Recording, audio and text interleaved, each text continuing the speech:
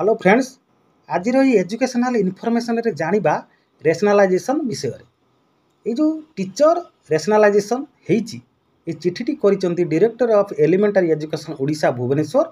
Letter number हूँ 7835, date हूँ 23/4/2025। बहुत दिन पर गोटे सुजोग आसी सरकार को आम धन्यवाद दबा जहाँ आमर अपेक्षार अंत घटी। ये स्कूल टीचर मैंने जो कम अच्छा जो सिंगल टीचर अच्छा जो टीचर डेफिसिट अच्छी जो सरप्लस अच्छी सेठू आसिक एडजस्ट हम।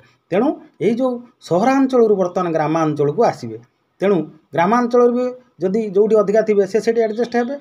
यही भाया कथा जो होती सरकार करिसेंती बहुत दिन पर यही 30 एप्रिल सुधा ये कार्य आरंभ हो। आपण मैंने चिठी को देखि नियंतु। जदि पंडा क्लासेस यूट्यूब चैनल को लाइक एंड सब्सक्राइब करने मोर विशेष अनुरोध।